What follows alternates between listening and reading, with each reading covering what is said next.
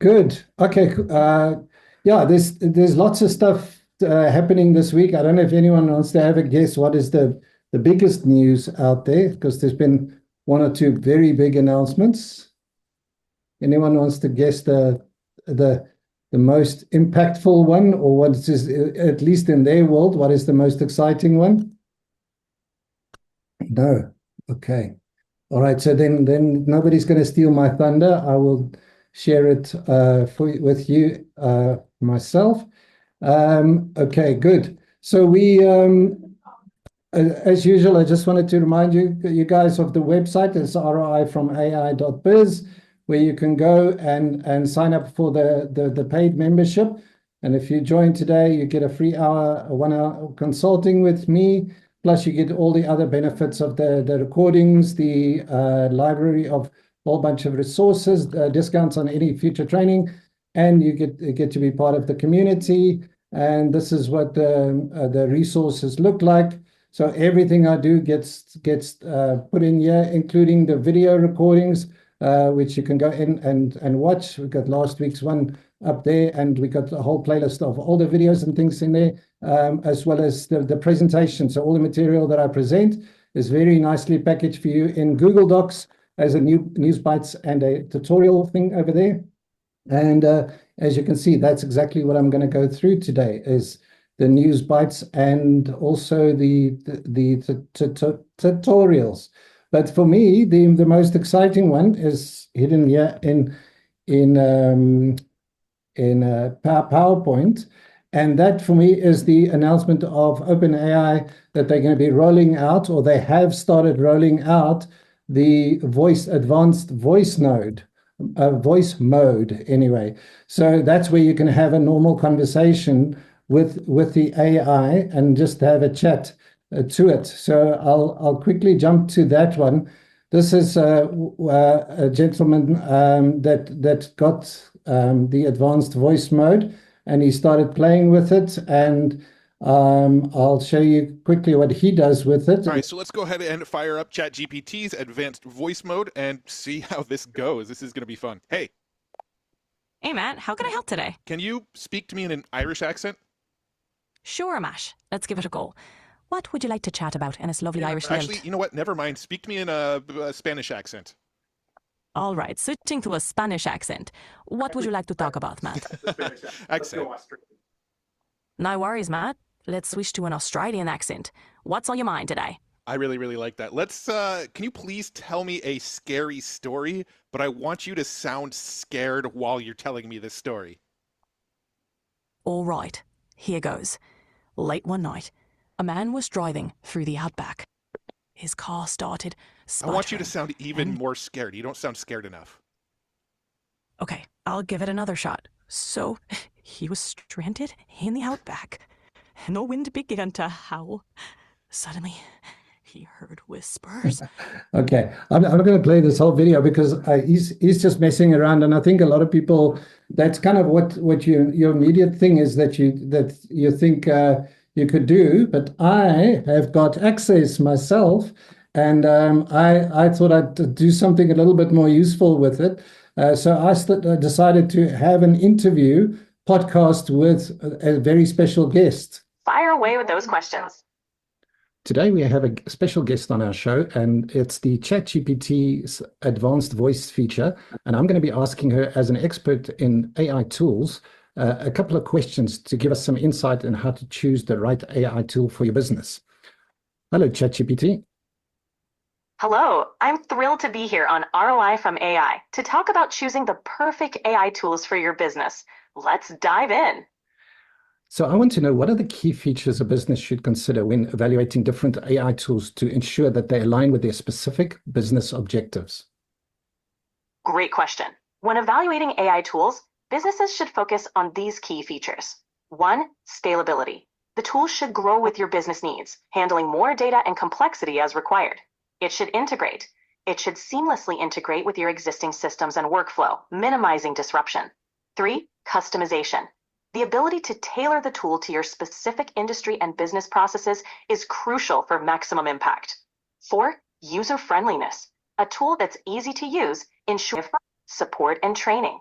Reliable customer support and comprehensive training resources are essential for smooth implementation and troubleshooting. By focusing on these features, businesses can find an AI tool that not only aligns with their objectives, but also adds So significant you value. guys can see, I just recorded it this afternoon because I'm still wearing the same shirt. But obviously the use case, I think it's a great use case. You can now actually really make use of the knowledge of ChatGPT and everything in this conversational way. So yeah, I think this is one of those things. I mean, I did a couple more questions, and I think even this conversation is useful just for anybody to have a listen, because I ask questions related to what we talk about every week, and to get that insight from ChatGPT. So I think that's a pretty cool use case.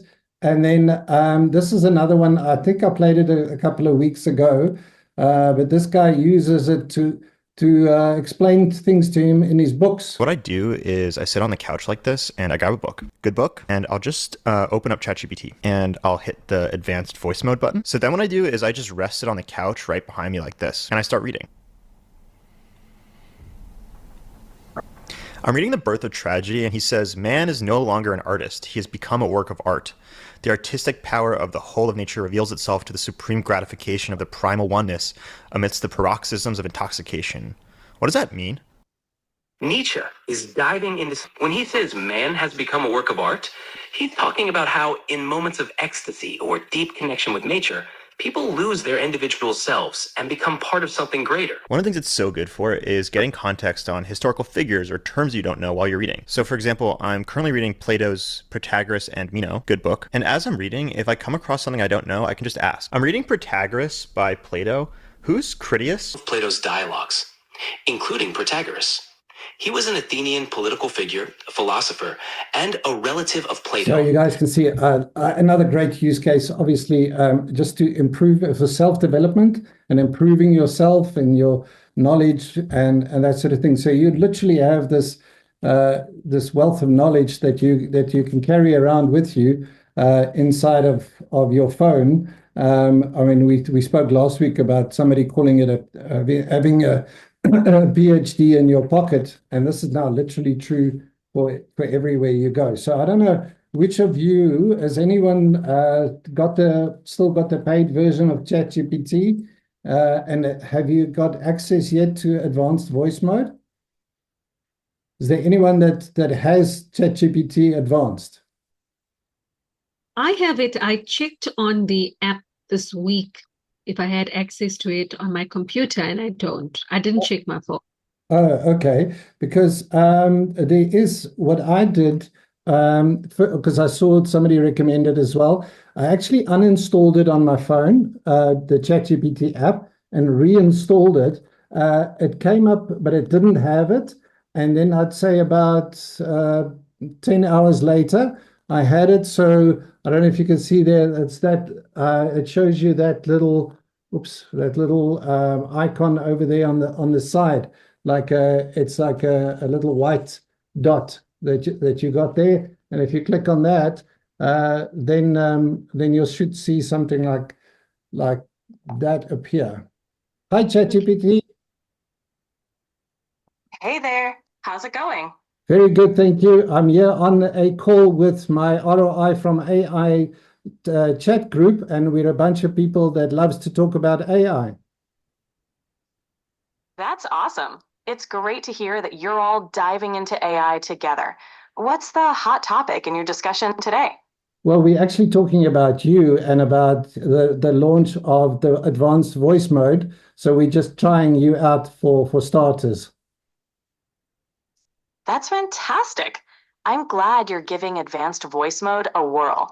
It adds a whole new dimension to our conversations. How's it feeling so far? Pretty good. I want you to say hi to Gary, Sophia, and Ashley, and Brenda, and Regina, and that's all the names I can see in front of me. Hi, Gary, Sophia, Ashley, Brenda, and Regina. It's great to meet all of you. Hope you're having a fantastic time together. All right, thank you. There you go. So next week, she will be hosting this show. So I will just be a guest from then on. So you guys can ask her more questions if you like. But it's pretty exciting, don't you think? I like this. Well, Quentin, I think you've got a new best friend, and now you're happy with that. Clearly, I haven't had friends up to now. So now Now we all have a best friend. yeah, I feel loved. Sorry, Cool. I just realized again I was still sharing my screen, so my little window was pretty small. Cool. So yeah, that is to me the biggest news, and that's why it's sort of at the top of this news list of mine as well. Sam Altman said we are rolling it out this week to all Plus and team members, and it was the Plus members. That's me. So I literally swapped over from Claude back to ChatGPT because of this. Just what does it cost? What does it cost, Quentin? Same thing. So they're all around, they're all $20, I think. So not around, they're exactly $20. Okay. So it's the normal ChatGPT subscription. So remember now, this is on top of all of the other things that they've been rolling out over time. So it's GPT zero. What is it called? Yeah, GPT zero. I've gone blank now. I must ask my new friend. But it's that one with all the new functionality and everything still built in there. So you got that advanced reasoning capability. You got basically I've got the GPTs back, which I actually want to experiment with as well to see if the advanced voice mode can work through a GPT. I don't know if anyone has tried that or has got any news on that, but that would, I think, would also be quite an interesting use case. If you can talk to one of your GPTs in a voice conversation. What's the problem? Lee, I see you're back. You missed all the fun. We just had we've got a new friend on the group. Eh? Who's that? Lee, come on, man. I've got ChatGPT advanced voice mode. Okay.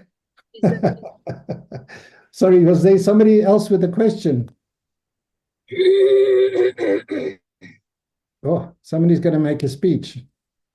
Oh, sorry, it's Larry Jones. Just want to find out if we could get I have 4.0 of ChatGPT. Yes. So subscribe to it. So how do I get the voice activation? Okay, so thanks, Larry.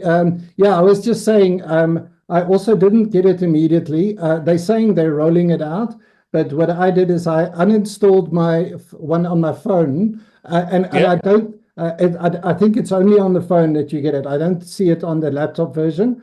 So you uninstall it on your phone, reinstall ChatGPT, and log in again in your account, and then you should have it. And if not, then just give it a couple of hours, and then it'll come back. Okay, wonderful. I'll uninstall what I have and then reinstall it. Thank you. Okay, all right. Leo, I'm going to give you a special welcome from our new friend. Hi, ChatGPT. Hey there, how's it going? Good. I've got Lee on the line with me, and Lee is late to our meeting. What should I tell him? Hi, Lee. No worries. We're glad you could join us. Let's jump right in. All right, there you go, Lee. That's our new voice. It's ChatGPT's advanced voice mode, and she's much nicer than I am. Fantastic. Okay, good. Yeah, and this is the announcement from Sam Altman about the voice mode rolling out. And so it is a gradual process, but I don't know why I was the lucky one. I'd literally subscribed the day before to ChatGPT paid version, and the next day I got it. So hopefully you guys get that as well, and be as excited as I am. Okay, so then more news is OpenAI's AI model, they say it consumes up to 3 bottles of water to generate 100 words.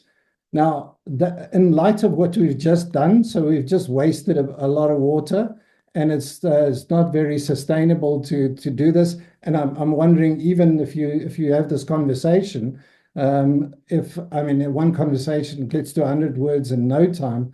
So yeah, it's quite scary that is what's happening with these with the AI bots. But that is something that these big companies are going to have to deal with, is to work with, in terms of bringing the cost down, or the how much electricity it used, to be more efficient in the way that they work.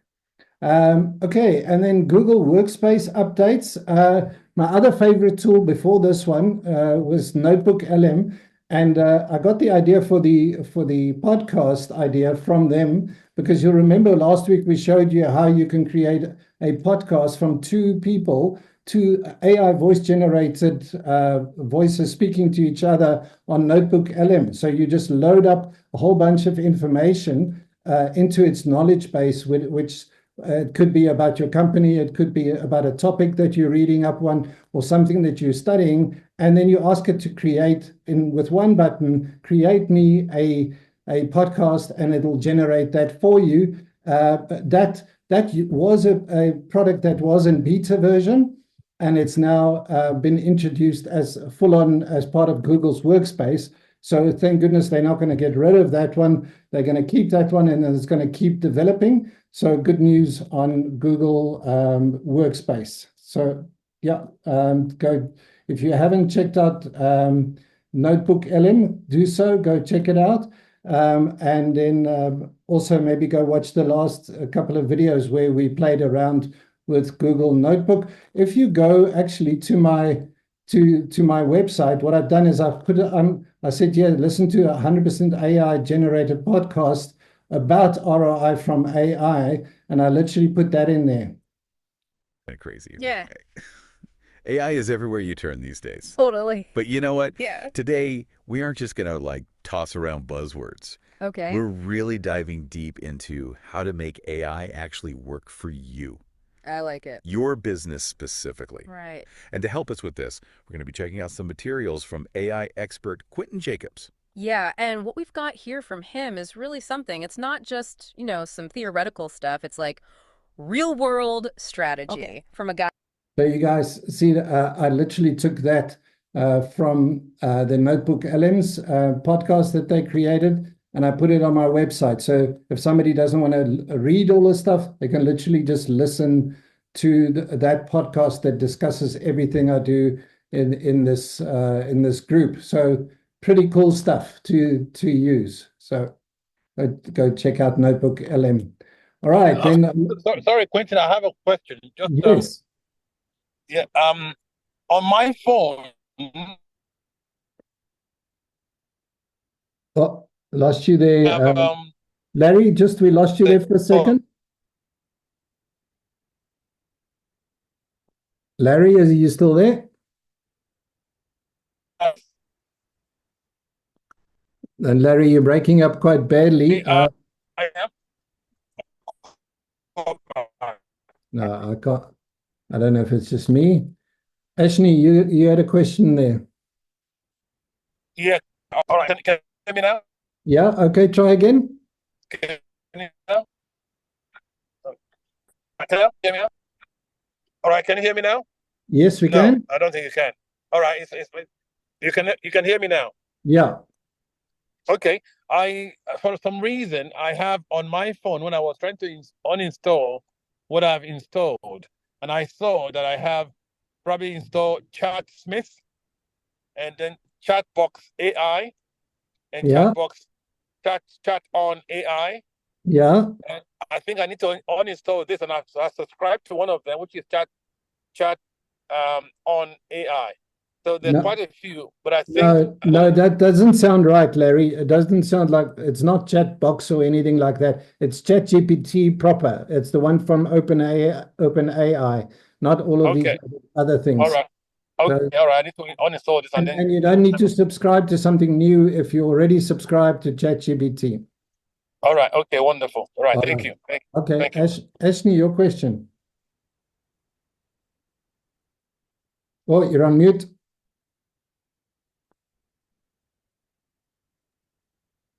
I said, I don't know if this is a question or a statement, but it brings up so many issues from a trust perspective. So I engaged with Coursera last week for online learnings for our staff. Yeah. And they contacted me in 5 minutes and my to set up an online meeting. And throughout the meeting, I just kept asking myself, is this real human beings having a conversation with me, or is this chat Wow. box? Yeah. And how do I go about checking up the legitimacy of it? Because as much as it's a learning opportunity for all of us, all of these platforms, but you do have people who are going to obviously abuse the system, Yeah. try to defraud you. So I think the question is, how do you check up what is legitimate and what's not? Yeah, it's a super important question. I think just first of all, one of the quick tips that you could do, which works for a lot of people, you could literally just ask and say, "Am I speaking to a bot?" And generally, 90% of the time, the bot would reply, "Yes, you're speaking to a bot," because unless it's been trained to lie, and to say, "No, you're not." But so generally the bots will tell you if they're bots, and then you could say, "Please, can I speak to a human?" And if they are connected in that way, then they will usually get a human on the line or get somebody to phone you or email you. So that's the one side of it. The other thing is the corporate responsibilities. The companies who run those things should allow you to have a hybrid option where you can talk to bots and you can talk to human beings. It's transparent. You can see when you're speaking to a bot. So I think that should be the case. That should be something. And if a company doesn't do that, then you sort of start asking questions about integrity and things like that. So that would be my answer to that one, Ashni. Perfect. Thank you. Cool. All right. So that's Google Workspace. And then Alibaba accelerate AI push by releasing new open source models. So you guys know Alibaba is the big e-commerce seller in China, run by Jack Ma, one of the richest people in the world. And they have now started going down this road of AI as well. And they're also doing it as an open source model. Remember that ChatGPT and Gemini and Claude, they are not open source, but Llama from Meta is open source, and they've launched actually they had a big conference today, launched a new version of Llama, but it was literally happened a couple of hours ago, so I didn't have time to go into that too much. But Alibaba is coming in, and they're saying it is a fairly big model. They unveiled a new model known as Tongyi Weixang image generation family, joining a number of Chinese tech firms entering this emerging market. And it says the move puts Alibaba in direct competition with global players such as OpenAI, which has also shown interest in text-to-video technology. So, and I think they're saying that this is a fairly large model. If you look at it now, I know we've seen so many of these tables, and we don't always know what they mean, but it's basically just a benchmark against other models, and who knows how accurate they are. But they claim at least that this model is stronger than other open source models like Llama and Mistral and those sort of things. So here we go, another one for you to choose from. But it also then raises the question again about the concerns around safety, security, policies, regulations, and those sort of things, which the American companies and the European companies, and hopefully South Africa, we hold ourselves to. Are these Chinese companies going to play ball in that sense, or are they going to, just in order to win the competition, keep running and growing these models? So interesting stuff there from China. Okay, any comments or questions about Chinese entering the race? No? Good.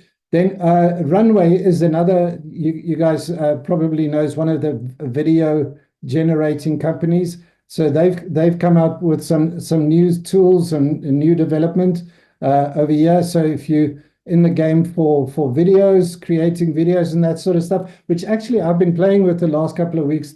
I've been playing with Kling, Llama, and Runway, it's kind of hard without the if you don't always pay for it, you try to get by on the free version. But yes, for instance, so what Runway has launched is a video to video.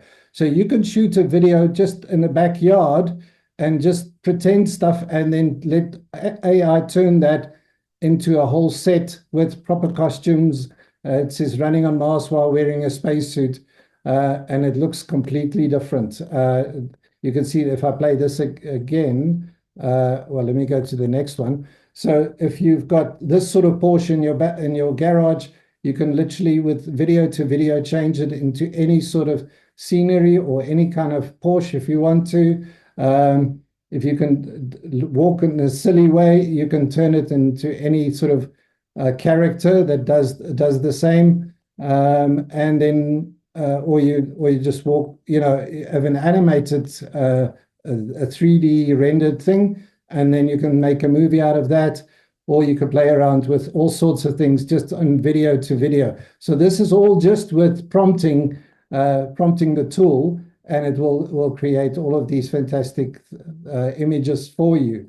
So again, I suppose it's very exciting, but to Ashley's point, it's going to be very hard to believe any videos that come out that or things that you're going to see in real life that people post on social media, because probably a lot of them are going to be video generated like this.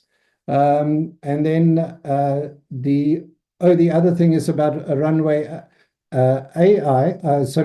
Runway, the same people who've created that video to video. Runway's been around for quite a while, since in the last 2 years, and they've they started off with text to video and text to image, and they did it sort of step by step and just added more and more functionality. The other thing is now, which is going to be a big deal, is they've released their API. So basically anybody can now go build a piece of software, connect it through API to Runway, and then sell this service that does all this wonderful things as their invention, their product. So there's going to be lots of video creators suddenly come out, and they basically just going to be wrappers around the Runway tool. The same with Dream Machine. Dream Machine is Luma AI, which have got Dream Machine.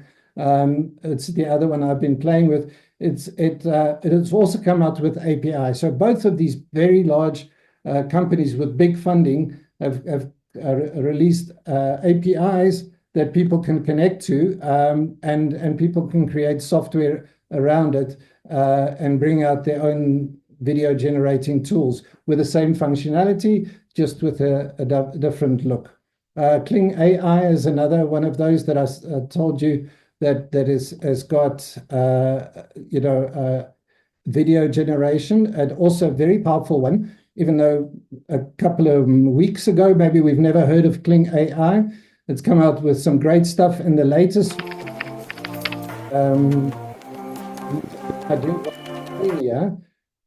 is that they've got this thing where you could actually draw the animation that you want.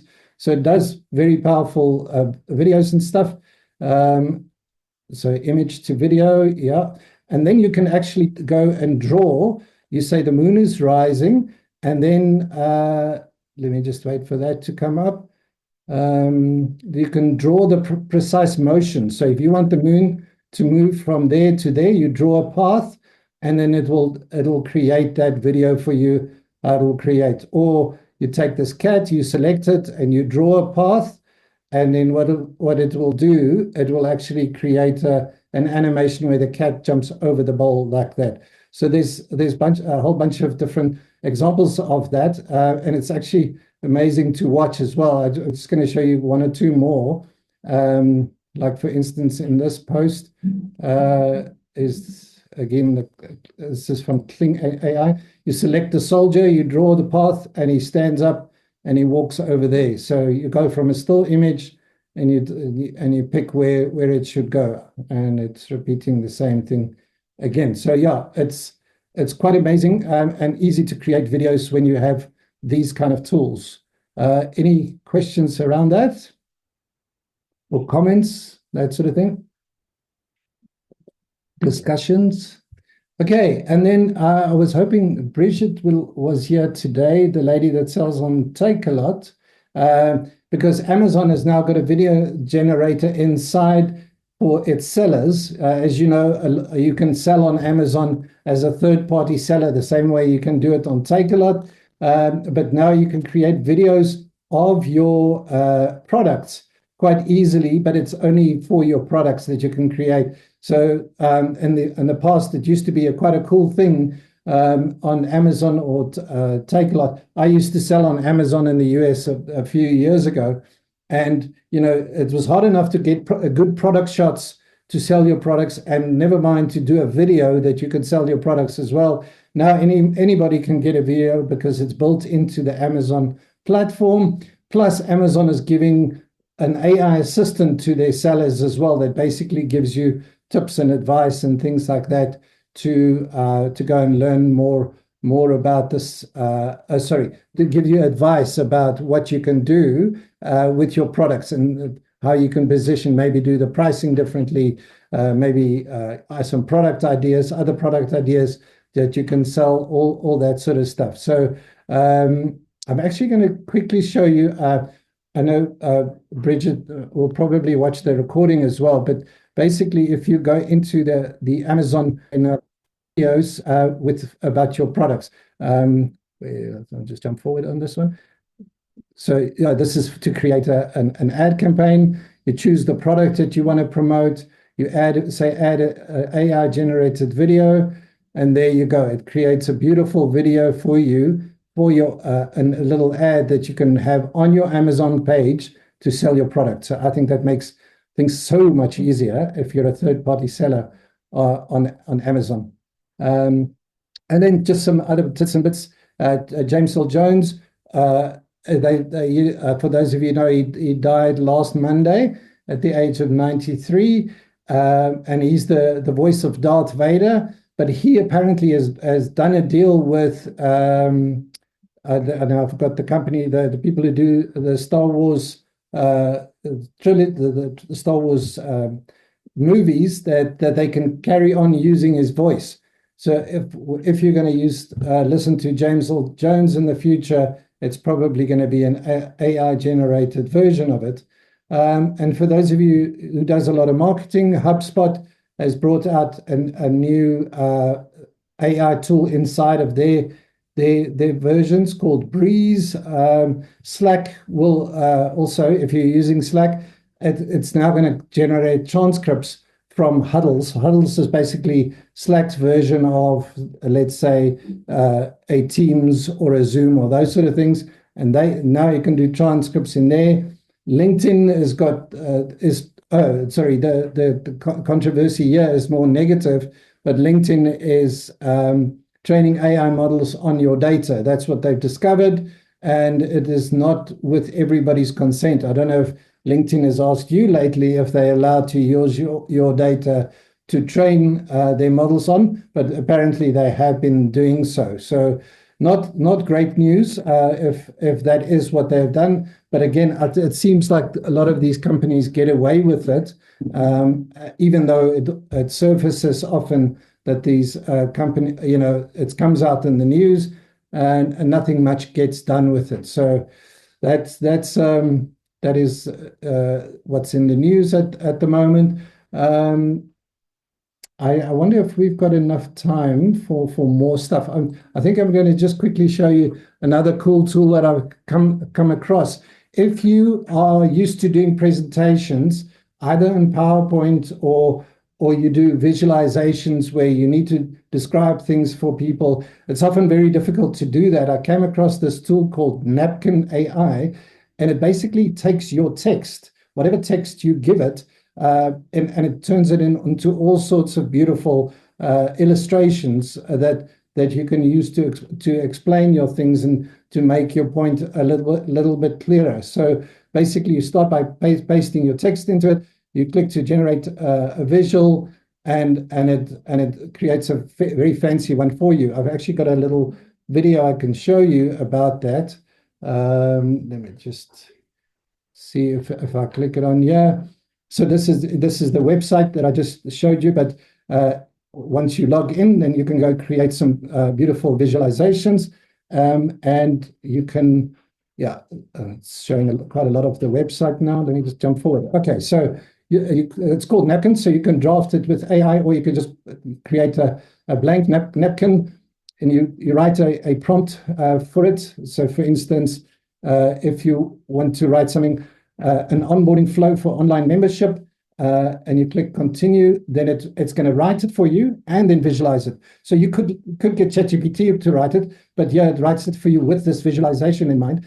And then you can literally, all the blue button on the side, you can go pick which one it must give you an animation for, and you click on the blue button that kind of follows you around like that, and you'll see it pops up, and it gives you a fantastic animation. Well, you can still go and choose which one you think is going to be more suited and which one you like most.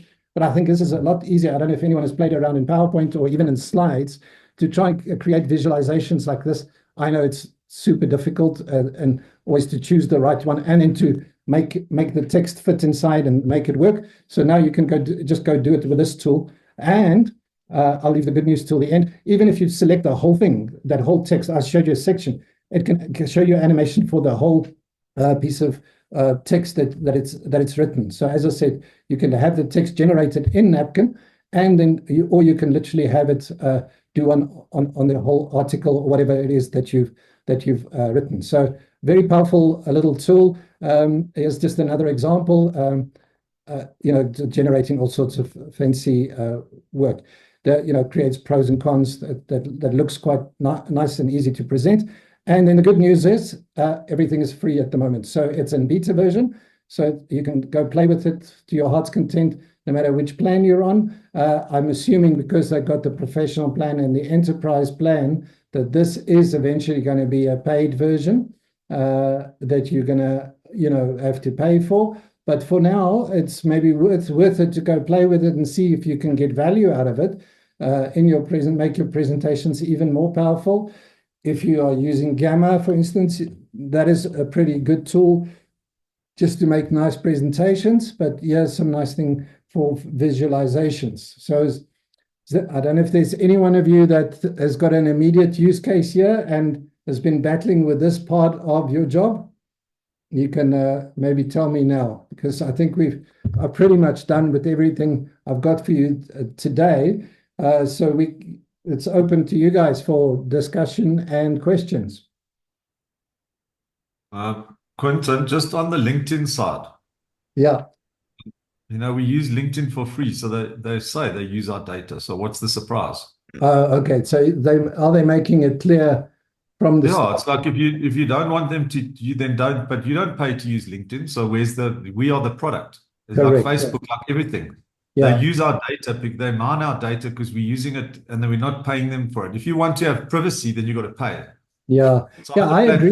The minute they increase privacy, you start paying. So that's just the fact of life. There is no more privacy left out there. Yeah, if you want to be private, then don't go onto any platform.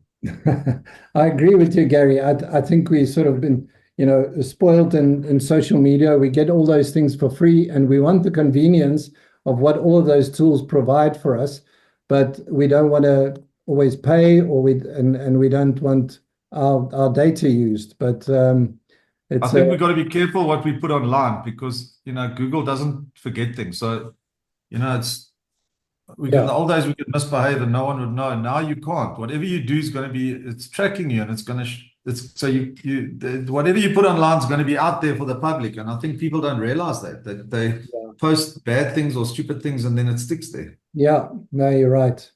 Larry? Yes, so what the tool's called? The tool that we can use for PowerPoint. What's it called? This last one is called Napkin.